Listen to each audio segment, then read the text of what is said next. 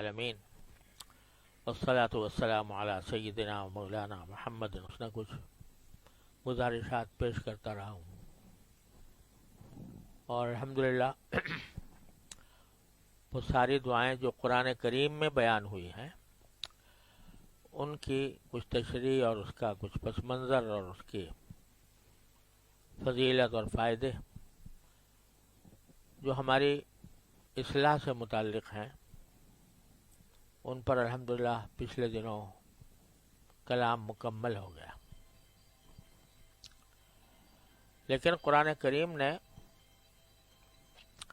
جو مختلف مواقع پر دعائیں سکھائی ہیں یا مختلف انبیاء کرام علیہ الصلوۃ والسلام نے مختلف مواقع پر جو دعائیں کی ہیں وہ اللہ تبارک و تعالی نے خاص طور پر ہمیں قرآن کریم میں بتائیں، اور ہر ایک کا ایک اپنا اثر ہے، اپنی تاثیر ہے، اس کے اندر جو معانی اور جو مفہوم پوشیدہ ہے وہ عظیم قسم کا مفہوم ہے۔ لیکن جو سبق دیا جا رہا ہے ان تمام دعاؤں سے وہ یہ دیا جا رہا ہے کہ بندے کا کام یہ ہے کہ وہ اپنی ہر چھوٹی بڑی حاجت اللہ تبارک و تعالی سے مانگنے کی عادت ڈالے۔ یہاں تک کہ رسول کریم سرورت عالم صلی اللہ علیہ وسلم کا ارشاد ہے کہ اگر تمہارے جوتے کا تسمہ ٹوٹ جائے تب بھی اللہ سے مانگو۔ حالانکہ پھر مرمت کرو یا کسی موچی کو ڈھونڈو، یہ ساری بات بعد میں، لیکن پہلے اللہ تعالیٰ سے مانگ لو کہ یا اللہ میرے جوتے کا تسمہ ٹھیک کرا دیجئے۔ کیونکہ جتنے اسباب ہیں دنیا میں وہ کوئی بھی اپنی ذات میں تاثیر نہیں رکھتا، جو تاثیر ہوتی ہے وہ صرف اللہ جل جلالہ کی طرف سے ہوتی ہے۔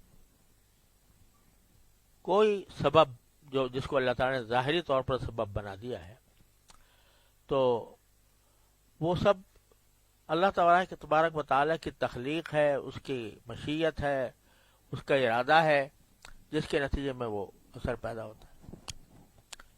تو قرآن کریم نے ساری دعائیں جو تلقین فرمائی ہیں یا جن کا ذکر فرمایا ہے وہ ہمیں یہ سبق دینے کے لیے کہ تم اگر واقعی اللہ کے بندے بننا چاہتے ہو تو تمہارا کام یہ ہونا چاہیے کہ جو تمہیں کوئی تکلیف ہو، تمہیں کوئی پریشانی ہو، تمہیں کوئی حاجت ہو تو سب سے پہلے یہ کام کرو کہ اللہ سے مانگو۔ اور یہ ایسی چیز ہے دعا کہ بذات خود ثواب ہے، یعنی دعا جو ہے یہ بذات خود عبادت ہے۔ چاہے آدمی وہ مانگ رہا ہو اپنے کسی دنیاوی مقصد کے لیے کہ اللہ مجھے روزگار دے دے، یا اللہ مجھے میرے صحت دے دے، یہ اگرچہ وہ اپنے دنیاوی مقصد کے لیے مانگ رہا ہے لیکن یہ صرف دعا بذات خود عبادت ہے، اللہ تبارک و تعالی کی اطاعت میں داخل ہے اور موجب اجر و ثواب ہے۔ تو یہ جو کہا جاتا ہے نا کہ کوئی دعا ایسی نہیں ہے جو قبول نہ ہو، اس کے معنی یہ ہے کہ دعا کا نقد فائدہ تو اسی وقت حاصل ہو جاتا ہے۔ کیا فائدہ؟ کہ وہ دعا عبادت قرار دے دی گئی، اجر و ثواب اس کا فوراً لکھ دیا گیا کہ یہ بندے نے اللہ تعالی سے مانگا ہے۔ تو نقد فائدہ، ادعونی استجب لکم، قرآن کریم نے فرمایا مجھے پکارو میں قبول کروں گا۔ تو قبول کرنے کا ایک مطلب تو فوراً بلا تاخیر اسی لمحے حاصل ہو جاتا ہے، اللہ تعالیٰ کے ہاں وہ ایک نیکی لکھی گئی۔ اس کے بعد جو چیز مانگ رہے ہو وہ اللہ تبارک و تعالی اپنے حکمت کے مطابق اگر تمہارے لیے مناسب ہوگی تو دے دیں گے، اپنی حکمت کے مطابق جب مناسب ہوگی اس وقت دیں گے۔ تم تو جلد بازی کر رہے ہو، جلدی مچا رہے ہو کہ جلدی سے جلدی مجھے مل جائے، لیکن اللہ جل جلالہ کی اپنی مشیت اور حکمت کے تحت جب تمہارے لیے مناسب ہوگی اس وقت دے دی جائے گی، اور اگر وہ تمہارے لیے مناسب ہی نہیں ہے، بجائے اس کے کہ تمہیں اس سے فائدہ پہنچے نقصان پہنچنے والا ہے، مانگ رہے ہو بے وقوفی میں، نادانی میں، جیسے بچہ کچھ چاقو مانگ رہا ہے کہ میں اس سے کھیلوں گا، لیکن باپ جانتا ہے کہ بھئی اس کو اگر میں نے دے دیا تو یہ کہیں اپنے آپ کو زخمی نہ کر لے۔ تو اللہ جل جلالہ بہت سی چیزیں جو ہم مانگتے ہیں تو وہ ان کی علم میں ہوتا ہے کہ یہ اس شخص کے لیے مناسب نہیں، تو نہیں دیتے، اس سے اچھی چیز دے دیتے۔ تو یہ ایسی چیز ہے دعا۔ دو باتیں ہیں جو میں بار بار عرض کرتا رہتا ہوں کہ ایک یہ کہ بندہ ایک تو کثرت شکر کی کثرت کرے۔ اگر انسان غور کرے تو اس کا ہر لمحہ ایسا ہے جو اللہ تبارک و تعالی کی نعمتوں میں ڈوبا ہوا ہے، سر سے لے کر پاؤں تک پورا جسم جو ہے، جو اس کی ایک ایک رگ اور ریشہ، وہ اللہ جل جلالہ کی ایسی نعمت ہے کہ ذرا سا کہیں کو تھوڑا سا خلل آ جاتا ہے تو انسان بے چین ہو جاتا ہے۔ اب ڈاکٹر صاحب بیٹھے ہوئے ہیں، یہ ان سے زیادہ کون جانتا ہوگا کہ یہ فیکٹری جو بنائی اللہ تبارک و تعالی نے، وہ ایسی ہے کہ ابھی تک اس فیکٹری کے تمام راز انسان سائنس اور ٹیکنالوجی کی ترقی کے باوجود نہیں سمجھ سکا۔ تو ایک صاحب کا کہتے تھے، اور وہ میرے خیال میں صحیح کہتے تھے، کہ انسان کا مرنا تعجب نہیں، جینا تعجب ہے۔ مرنے کے اتنے اسباب ہیں موجود انسان کے جسم میں کہ مرنا تعجب نہیں اگر موت آ جائے تو، لیکن جینا تعجب ہے کہ کس طریقے سے نظام چل رہا ہے، کس طرح اللہ تبارک و تعالی ہم علم غلم جب چیزیں کھا جاتے ہیں ذائقے کی خاطر، وہ کون سی فیکٹری ہے جو اندر چل رہی ہے، جو کون اس کو اس کی نگرانی کر رہا ہے، کون کس طریقے سے تو اس کا نظام چل رہا ہے، تو وہی غذا خون بھی بنا رہی ہے، وہی غذا جو ہے وہ سر سے لے کر پاؤں تک، پاؤں کے ناخن تک جو ہے وہ اس کے اندر طاقت دے رہی ہے، اور جو غیر مفید حصے ہیں ان کو نکال کے باہر پھینک رہی ہے۔ تو اگر ذرا کوئی ایک ذرہ یہاں سے رک جائے تو ختم۔ تو موت تعجب نہیں، زندگی تعجب ہے۔ وفی انفسکم افلا تبصرون۔ لہذا اگر انسان تھوڑا سا اس طرف ذہن اپنا لگائے، اپنے خیالات کی رو جو ہے اس کو ذرا تبدیل کر کے اس طرف لگائے کہ اللہ تعالیٰ نے میرے اوپر کیا کیا انعامات ڈالے ہوئے ہیں، دیے عطا فرمائے ہوئے ہیں، تو اس کا ہر بنے منہ، ہر رونگٹا وہ بھی شکر کرتا رہے ساری زندگی، تب بھی ادا نہیں ہو سکتا شکر۔ حضرت شیخ سعدی رحمۃ اللہ علیہ نے اپنی کتاب گلستہ اس طرح شروع کی ہے، وہ فرماتے ہیں کہ انسان کیسے شکر ادا کرے، ایک نعمت اللہ تعالیٰ کی ایک نعمت کا بھی انسان پوری زندگی شکر کرتا رہے تو ایک نعمت کا بھی شکر ادا نہیں ہو سکتا۔ وہ کہتے ہیں جب یہ سانس جو ہے وہ ایک مرتبہ اندر جاتا ہے، ایک مرتبہ باہر آتا ہے، تو اندر جانا ایک نعمت اور باہر آنا دوسری نعمت۔ تو اگر آدمی صرف ایک نعمت یعنی سانس کے اندر جانے کا شکر ادا کرے تو اتنے میں وہ باہر بھی آ جائے گا اور پھر دوسرا سانس آ جائے گا۔ ساری زندگی صرف اسی نعمت کا شکر ادا کرتا رہے تب بھی ادا نہیں ہو سکتا۔ لیکن کم از کم اتنا تو ہو کہ آدمی کو دھیان کر لیا کرے کہ بھئی یہ میرے ساتھ یہ معاملہ جو ہوا ہے یہ اللہ تبارک و تعالیٰ کی خاص رحمت ہے، خاص نعمت ہے۔ اگر یہ عادت پڑ جائے، اللہ تعالیٰ ہم سب کو عادت ڈال دے اپنی رحمت سے کہ جو کچھ بھی ہو رہا ہے جس سے کہ ہمیں کوئی فائدہ پہنچ رہا ہے، کوئی راحت مل رہی ہے، تو فوراً اللہ تعالیٰ کا شکر زبان پر آئے۔ میں تو کہتا ہوں کہ انسان جو وہ کام جو بظاہر چھپ کے کرتا ہے، شرم کے حالت میں کرتا ہے، قضائے حاجت ہی ہے مثلا، اگر انسان صحیح سوچ رکھتا ہو تو وہ اس وقت بھی معرفت الہی اس کو حاصل ہو جائے، اللہ تعالیٰ کی معرفت حاصل ہو وہاں پر بھی، کیونکہ اگر وہ ذرا غور کرے کہ یہ کیا ہو رہا ہے اور کس طرح اللہ تبارک و تعالیٰ میری گندگی کو نکال رہے ہیں۔ ایک حدیث میں آتا ہے کہ رسول کریم صلی اللہ علیہ وسلم جب قضاء حاجت سے فارغ ہوتے تھے تو یہ دعا کرتے تھے، ایک تو مشہور دعا ہے اللہم غفرانک الحمدللہ الذی اذھب عنی الاذی وعافانی، لیکن ایک دوسری دعا بھی منقول ہے رسول کریم صلی اللہ علیہ وسلم سے، اور وہ بڑی عارفانہ دعا ہے کہ الحمدللہ الذی اذاقنی لذتہ وابقى علی قوتہ ودفع عنی اذاہ، کہ شکر ہے اس اللہ کا جس نے مجھے کھانے کی لذت عطا فرمائی اور اس کے اندر جو قوت کی چیزیں تھیں وہ میرے اندر باقی رکھی، اور جو تکلیف دہ چیزیں تھیں وہ باہر نکال دی۔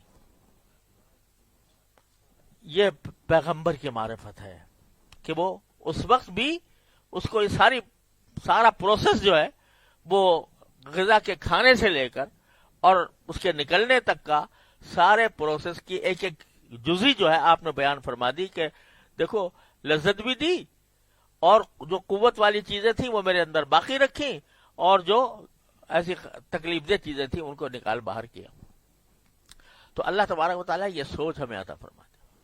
دو چیزیں ہیں جن کی میں ہمیں عرض کرتا رہتا ہوں، اللہ تبارک و تعالیٰ اپنے رحمت سے مجھے بھی آپ کو بھی عمل کی توفیق عطا فرمائے، ایک کثرت شکر اور ایک کثرت دعا۔ شکر کی کثرت، ہوا کا جھونکا چلا اچھا لگا، اللہم لک الحمد ولک الشکر، الحمدللہ۔ گھر میں داخل ہوئے، لوگوں کو اچھی طرح صحت مند پایا، خوش خرم پایا، اللہم لک الحمد ولک الشکر۔ بچہ کھیلتا ہوا اچھا لگا، اللہم لک الحمد ولک الشکر۔ جو نعمت بھی چھوٹی ہو یا بڑی، اس کے اوپر شکر ادا کرنے کی عادت پڑ جائے کہ آدمی خود بخود بغیر کسی تکلف کے شکر ادا کرتا رہے۔ تو یہ دو چیزیں ایسی خلاصہ ہیں ہمارے زندگی کا کہ اس سے اللہ تبارک و تعالیٰ کے ساتھ انسان کا تعلق مضبوط ہوتا ہے۔ میں عرض کیا کرتا ہوں کہ سورہ فاتحہ جو ہے وہ سارے قرآن کریم کا خلاصہ ہے کہ نہیں، اسی لیے ہر نماز میں سورہ فاتحہ ضرور، فرض ہو نفل ہو، یعنی فرض کے اندر 2 رکعتوں میں سورت تو نہیں پڑھنی، سورت پڑھتے ہیں، 2 میں سورت نہیں پڑھتے، لیکن فاتحہ وہاں بھی پڑھتے ہیں، ہر جگہ ہر نماز میں ہر رکعت میں سورہ فاتحہ۔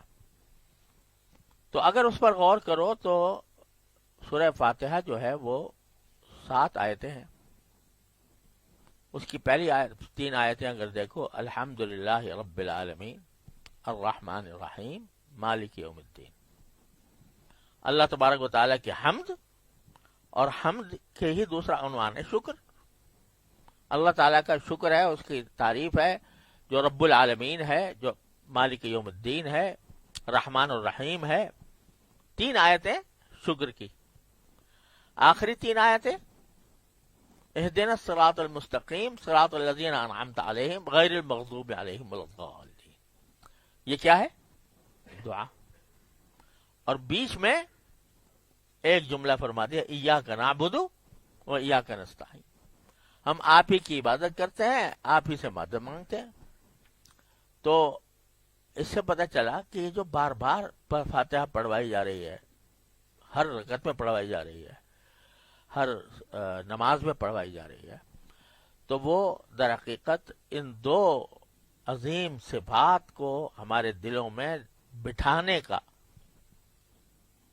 مقصد ہے کہ یہ بیٹھ جائیں ان کے دل میں، شکر اور دعا۔ جو نعمت حاصل ہے اس پر شکر، جو حاصل نہیں ہے کرنا چاہتے ہیں اس کے لیے دعا۔ 2 ہی چیزیں ہیں انسان کے پاس، جو حاصل ہے وہ نعمت ہے، اور اندیشہ ہے کہ نکل نہ جائے تو دعا کرو۔ تو کیا ہے کہ لئن شکرتم لازیدنکم، اور دوں گا اگر شکر کرتے رہے تو، اور ان کفرتم، اور اگر ناشکری کرو گے ان عذابی لشدید، تو میرا عذاب بڑا سخت ہے۔ تو اس لیے ہر وقت یہ دیکھنا چاہیے کہ کیا نعمت مجھے ملی ہوئی ہے، اور رات کو خاص طور پر سونے سے پہلے اگر سارا دن انسان جو کچھ اس کو کامیابی ملی ہیں یا اچھائیاں ملی ہیں یا جو اس کو نعمتیں حاصل ہوئی ہیں ان کا تصور کر کر کے رات کو سونے سے پہلے ایک مرتبہ یہ وظیفہ کر لے حمد کا، اور یہ وظیفہ کر لے کہ یا اللہ جو آئندہ دن آ رہا ہے وہ میرا خیر عافیت سے گزر جائے اور تمام نعمتوں کے ساتھ گزر جائے، یا تب صبح کو کر لے نماز فجر کے بعد سب سے پہلے۔ تو اللہ تبارک و تعالیٰ کے ساتھ اس طرح صبح شام جب تعلق قائم ہوگا تو انشاءاللہ دن جو گزرے گا وہ اللہ تعالیٰ کے شکر میں گزرے گا، اللہ تبارک و تعالیٰ کی نعمتوں میں گزرے گا۔ انسان کا حال یہ ہے، ہم انسان کا کیا، ہم سبھی اس میں مبتلا ہیں کہ اگر کبھی ذرا سی کہیں کوئی کسر رہ گئی تو اس کو لے بیٹھے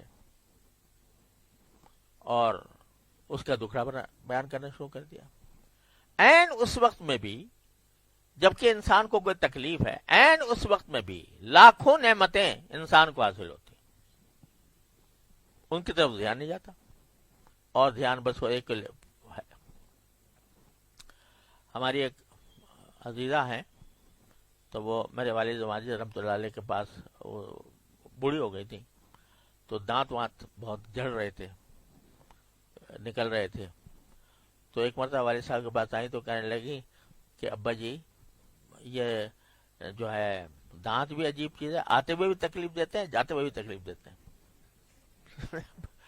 جب بچپن میں نکلتے ہیں دانت اس وقت میں کوئی نہ کوئی بیماری ہو جاتی ہے، اور جاتے ہوئے بھی کبھی ایک داڑھ ہل رہی ہے، کبھی دوسری ہل رہی ہے، کبھی یہ نکلواؤ کبھی وہ نکلواؤ، تو آتے جاتے دونوں میں تکلیف دیتے ہیں۔ تو حضرت والد صاحب نے فرمایا خدا کی بندی، تجھے صرف یہ دو ہی باتیں یاد رہیں دانتوں کی کہ آتے ہوئے بھی ان سے تکلیف ہوئی تھی اور جاتے ہوئے بھی ہو رہی ہے، اور یہ جو 50-60 سال تک اس سے منو کھانا چبایا ہے، سمجھا، منو ٹنو کھانا چبا گیا اس کے ذریعے، وہ یاد نہیں رہا، اور بس اوپر کی شروع کی بات یاد رہ گئی اور آخر کی بات یاد رہ گئی۔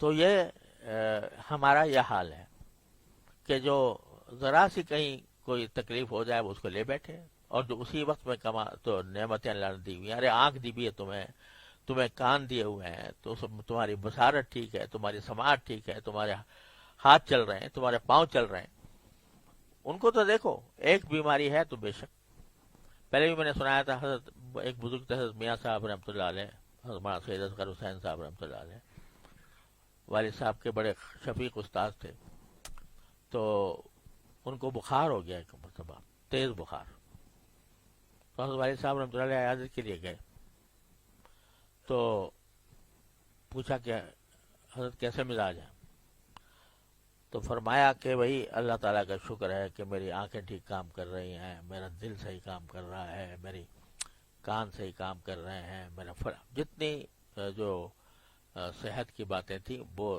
پہلے اس پر شکر ادا کیا، پھر فرمایا البتہ بخار ہے کچھ دن سے، تو دعا کر دو اللہ تعالیٰ وہ بھی دور فرما دے۔ تو جب انسان شکر گزار بندہ بنتا ہے، کان عبدن شکور انہ کان عبدن شکورا، کہ وہ شکر گزار بندہ، تو اس کی نگاہ نعمتوں پر زیادہ جاتی ہے اور تکلیفوں پر اس کے بقدر جتنی تکلیف ہے اسی حد تک، لیکن یہ نہیں کہ بس ہر وقت دکھڑے ہی لیے بیٹھا رہے۔ تو اللہ تبارک و تعالیٰ نے یہ دعائیں اس کام کے لیے سکھائی ہیں قرآن کریم میں جو ہم نے پڑھی ہیں پہلے، کہ تاکہ ہمیں اللہ سے مانگنے کی عادت پڑے۔ ہمارے حضرت والا فرمایا کرتے تھے کہ کم از کم اتنے تو بن جاؤ جیسے ایک بچہ ماں کے ساتھ ہوتا ہے۔ بچے کو، چھوٹا بچہ اگر اس کو وہ گھر سے نکلا ہوا ہے، کسی نے اس کو چھیڑ دیا، کوئی تکلیف پہنچا دی، تو وہیں سے پکارے گا اماں امی کو آواز دے گا، حالانکہ جانتا ہے کہ وہ موجود نہیں ہے، لیکن پکارتا انہی کو ہے۔ تو کم از کم اپنے اللہ سے ہم اتنا تعلق تو قائم کر لیں کہ جب کوئی ستائے یا کوئی تکلیف ہو تو بے ساختہ ہماری زبان پر اللہ تبارک و تعالیٰ سے رجوع کرنے کا داعیہ پیدا ہو، اس کی مشق ہو جائے۔ تو اس وجہ سے یہ ساری دعائیں، مناجات مقبول جو ہے وہ میں نے اس میں قرآن دعائیں تھیں وہ ایک ایک کر کے عرض کی ہیں۔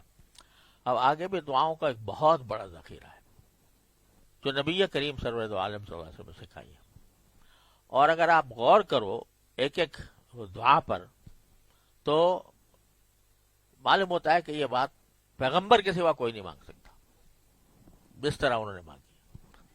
اس لیے اب ساری وہ جو سلسلہ ہے آگے مناجات مقبول میں نبی کریم صلی اللہ علیہ وسلم کی دعاؤں کا، وہ ہے کافی لمبا، تو اس میں سے میں کچھ منتخب کر کے تھوڑا سا عرض کروں گا انشاءاللہ، تاکہ سمجھ میں آئے کہ حضرت کس طرح مانگ رہے ہیں۔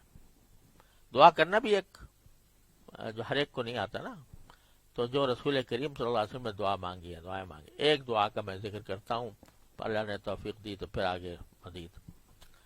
یہ ایک دعا ایسی ہے کہ جس کے بارے میں بعض روایات میں آتا ہے کہ جب صحابہ کرام رضی اللہ تعالیٰ عنہم جمع ہوتے تھے تو جب بات چیت ہو رہی ہے، اور عام طور سے صحابہ کرام کی باتیں جو ہوتی تھیں وہ دین سے متعلق زیادہ ہوتی تھی، لیکن جو بھی ہو تو آخر میں چلنے سے پہلے 3 چیزیں منقول ہیں صحابہ کرام سے، کہ بعض اوقات ایک دعا، بعض اوقات دوسری دعا، بعض اوقات تیسری دعا۔ ایک تو یہ منقول ہے، اور یہ براہ راست رسول کریم صلی اللہ علیہ وسلم سے منقول ہے، کہ جب آدمی کسی مجلس سے اٹھے یا مجلس ختم کرے تو ان الفاظ پر ختم کر رہے کہ سبحان ربک رب العزت عما یصفون وسلام علی المرسلین والحمد للہ رب العالمین، اور اس کو حدیث میں کفارہ مجلس قرار دیا گیا۔ مجلس کا کفارہ یعنی مجلس میں اگر کوئی اونچ نیچ ہو گئی ہے ہم سے، بات چیت میں کوئی غفلت طاری ہو گئی ہے، تو کوئی غلطی بھی سرزد ہو گئی ہے، تو اس کا کفارہ ہے یہ سبحان ربک رب العزت عما یصفون وسلام علی المرسلین والحمد للہ رب العالمین۔ یہ آیتیں ہیں قرآن کریم کی۔ ایک تو یہ منقول ہے۔ ایک منقول ہے کہ بعض صحابہ کرام جب مجلس ختم کرتے تھے تو سورہ عصر پڑھا کرتے تھے، اعوذ باللہ من الشیطان الرجیم بسم اللہ الرحمن الرحیم والعصر ان الانسان لفی خسر الا الذین آمنوا وعملوا الصالحات وتواصوا بالحق وتواصوا بالصبر، یہ پڑھا کرتے تھے۔ اور تیسرا یہ منقول ہے کہ یہ ایک دعا ہے جو رسول کریم صلی اللہ علیہ وسلم نے مانگی، وہ دعا کیا کرتے تھے۔ اس کے الفاظ یہ ہیں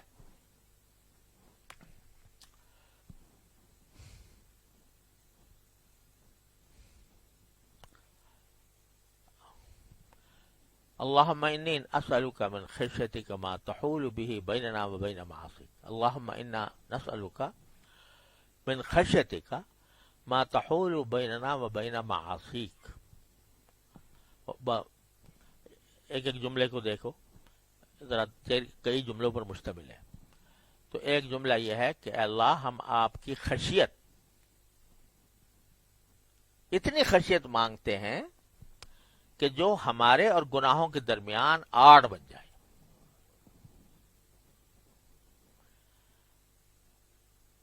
اب ذرا سوچو، الفاظ ذرا غور کرو۔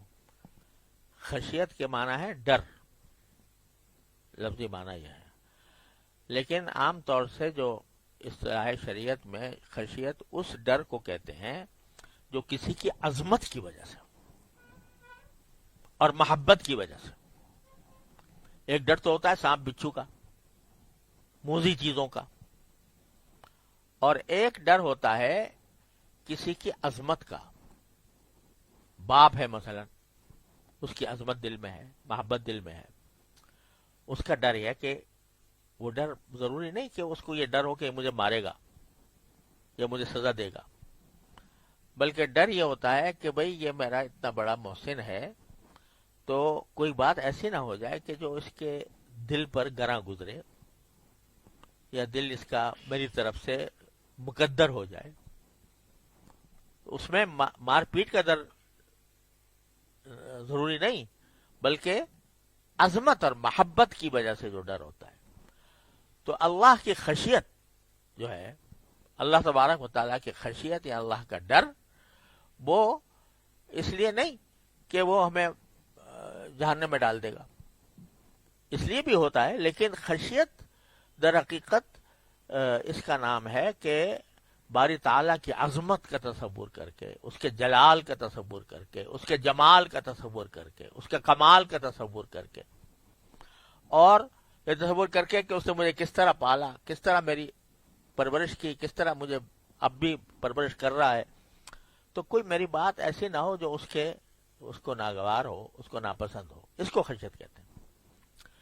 اب اگر یہ ڈر بیٹھ جائے اور مکمل ڈر ہو، اس میں یہ بھی شامل کہ اس کی عظمت کے خلاف نہ ہو، اس میں یہ بھی شامل کہ کہیں وہ مجھے جہنم میں نہ ڈال دے، یہ ساری باتیں جو ہیں اگر یہ خوف دل پر مسلط ہو جائے پورا کا پورا مکمل، تو انسان زندہ ہی نہیں رہ سکتا، زندگی نہیں گزار سکتا.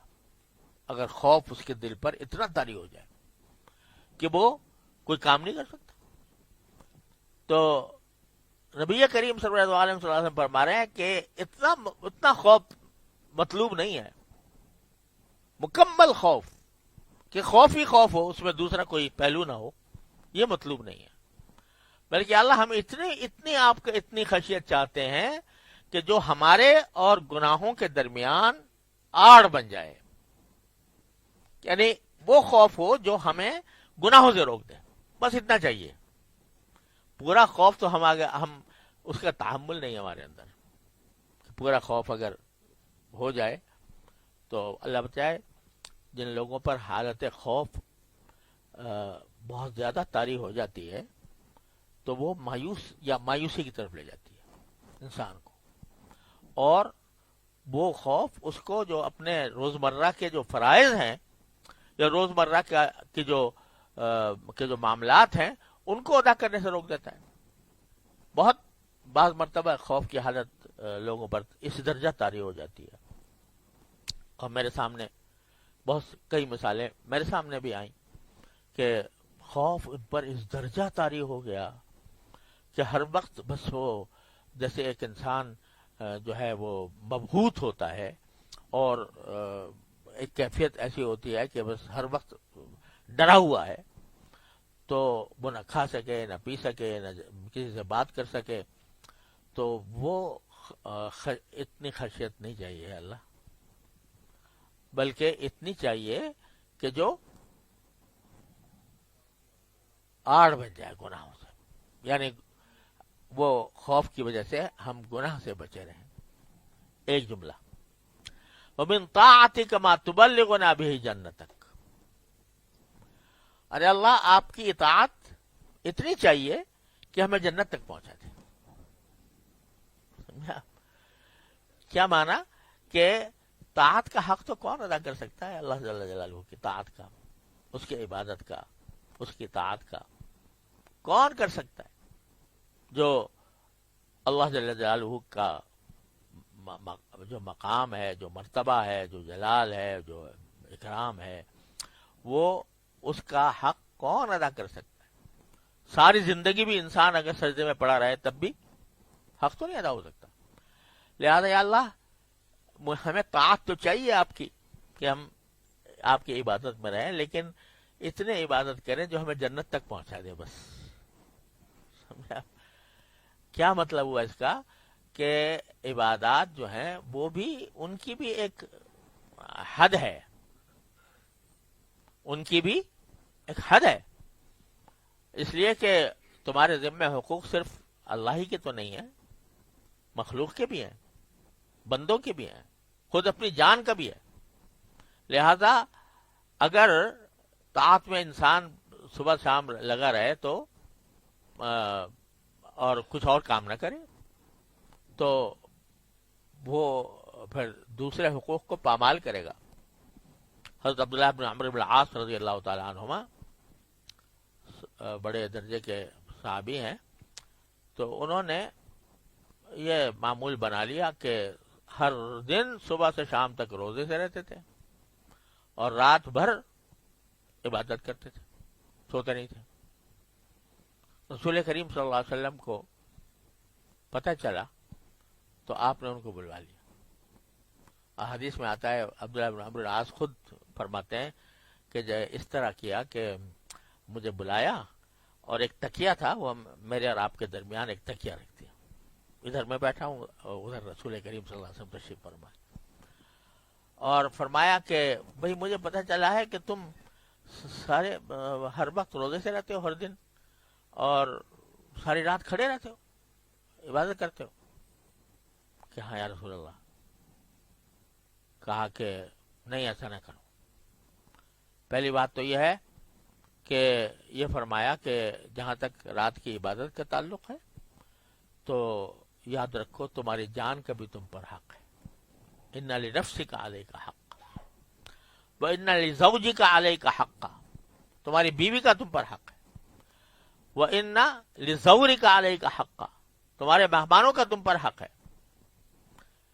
تو فَآتِ كُلَّ ذِي حَقٍّ حَقَّهُ، تو ہر حقدار کو اس کا حق ادا کرو۔ اور اس وجہ سے میں کہتا ہوں کہ تم رات کو سو بھی اور جاگ کر عبادت بھی کرو۔ قم بنم، کھڑے بھی رہو اور سو بھی۔ اور سونے کے لیے فرمایا کہ آخری جو ایک ثلث رات ہے تو اس میں کھڑے ہو جایا کرو، لیکن اپنے نفس کا حق ادا کرنے کے لیے یہ رات کو 2 ثلث کا جو حصہ ہے وہ اپنے تمہاری جان کا حق ہے، اس کے اوپر وہ ادا کرو۔ اور جہاں تک روزے کا تعلق ہے تو روزہ مطلب ہر روز مت رکھا کرو، بلکہ مہینے میں 3 رکھا کرو، بس سارے مہینے میں 3 روزے۔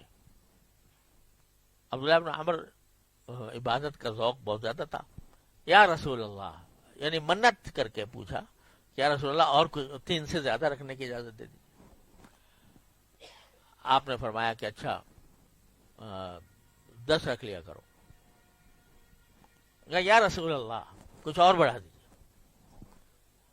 تو بار بار التجا کر رہے ہیں رسول کریم صلی اللہ علیہ وسلم سے کہ آپ اسے اس مقدار اور مجھے اجازت دیجیے کہ اور روزے رکھ لیا کروں۔ یہاں تک کہ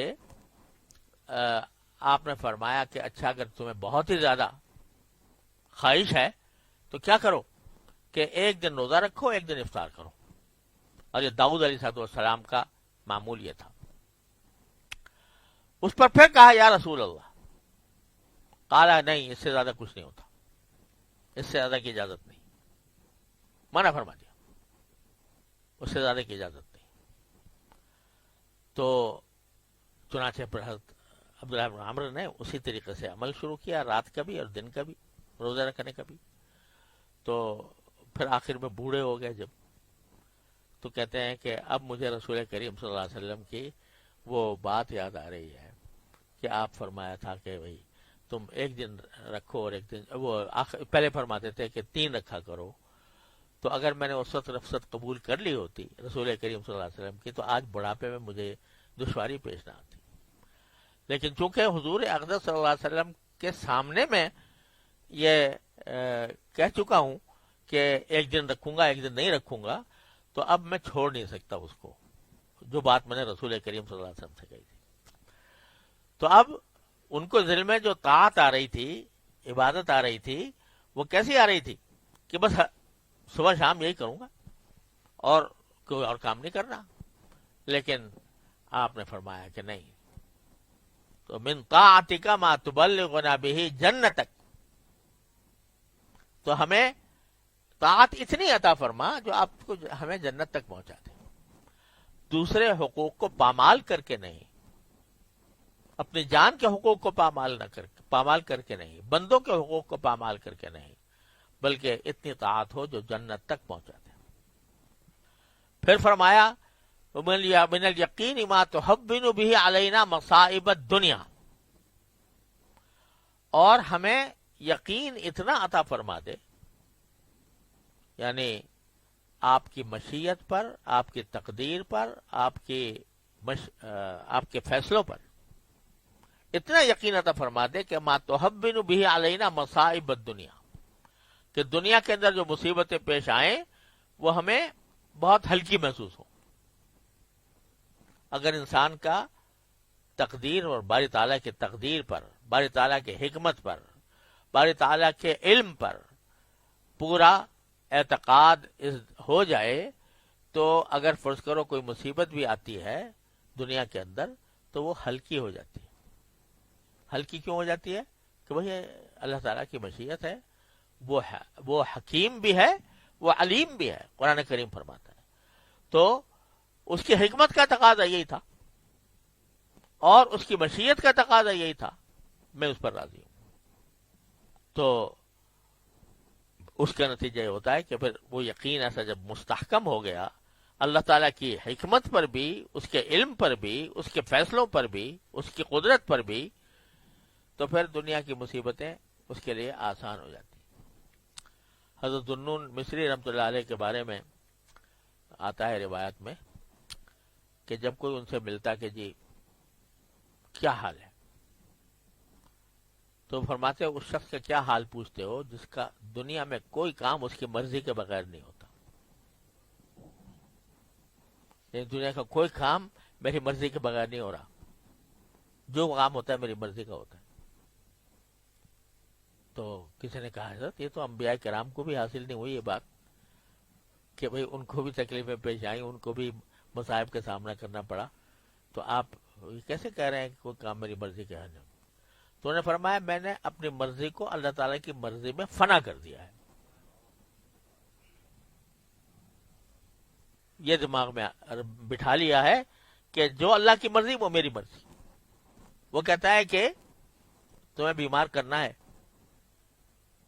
تو ٹھیک ہے جی، آپ چاہتے ہیں بیمار کرنا، ہمیں بیماری منظور ہے، بیماری پہ راضی ہے۔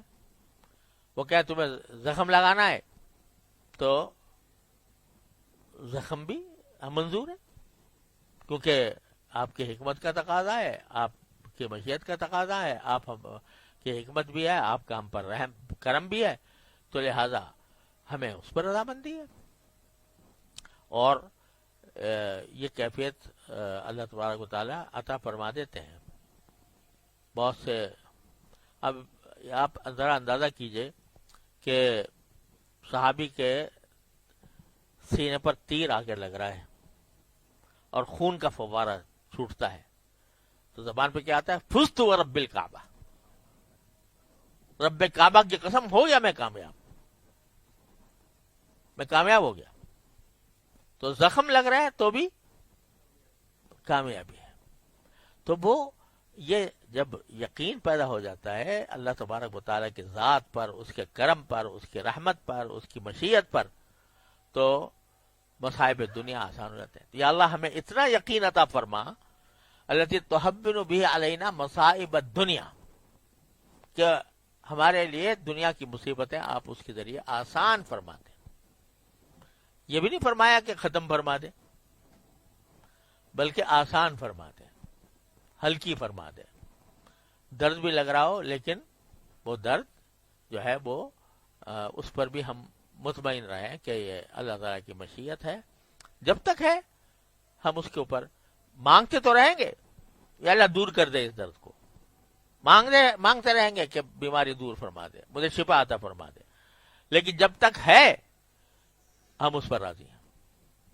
تو بن یقین ما تحبن به علینا مصائب الدنیا ومتعنا باسماعنا وابصارنا وقوتنا ما احییتنا۔ ارے اللہ جو آپ نے ہمیں سننے کی طاقت عطا فرمائی ہے، جو دیکھنے کی طاقت عطا فرمائی ہے، اور ساری قوتیں جو آپ نے ہمارے جسم کو عطا فرمائی ہے، اس سے ہمیں جب تک ہماری زندگی ہے اس سے ہمیں فائدہ اٹھانے کی توفیق عطا فرماتے۔ کیا معنی؟ کہ زندگی بھر کبھی بینائی نہ جائے، زندگی بھر کبھی کان کی سماعت نہ جائے، اور جتنی قوتیں ہیں وہ ساری باقی رہیں ما احییتنا، جب تک آپ نے ہمیں زندہ رکھا۔ اور پھر ولا تجعل الدنیا اکبر ہمنا، اور اللہ دنیا ہمارے سب سے اہم خیال ہمارا دنیا کی طرف نہ ہو. اکبر اہم منا، ہماری تشویش، ہماری فکر، ہمارا خیال، ہماری آرزوئیں وہ سب سے زیادہ دنیا کی نہ ہو. لہذا دنیا اکبر اہم منا بلا مبلغ علمنا، اور دنیا ہمارے علم کی ساری پہنچ جو ہے وہ صرف دنیا تک ہو، یہ بھی نہ ہو. ولا غایت رغبتنا، اور نہ ہماری رغبت اور شوق کی انتہا اس پر ہو کہ بس دنیا میں مل جائے جو کچھ مل جائے. ولا تسلط علینا من لا یرحمنا، اور اے اللہ ہم پر ایسے لوگ مسلط نہ کیجئے جو ہمارے ساتھ رحم کا برتاؤ نہ کریں. اب ایک دعا ہے یہ دعا میں نے عرض کیا کہ صحابہ کرام رضی اللہ تعالی عنہم عام جب بیٹھتے تھے کسی مجلس میں تو مجلس کے بعد عام طور سے یہ دعا فرمایا کرتے تھے. ہے رسول کریم صلی اللہ علیہ وسلم کی دعا، لیکن صحابہ کرام اس کو معمول بنایا ہوا تھا. تو اس سے کتنے سبق مل رہے ہیں اس ایک دعا سے، اور کتنی جامعیت ہے اس میں. تو اللہ تبارک و تعالی ہمیں اس کا مصداق بنا دے اپنے رحمت سے. مانگتے رہیں اللہ تعالیٰ سے، مانگتے رہیں تو انشاءاللہ مل بھی جائے گی اللہ کے رحمت سے. وصلی اللہ تعالی علی خیر خلق سیدنا محمد وآلہ وصحبہ اجمعین. آج مانے گیا ٹھیک، جزاکم اللہ.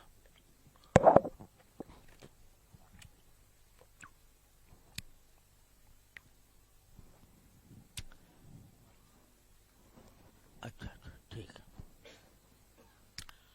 اچھا بھائی جزاکم اللہ.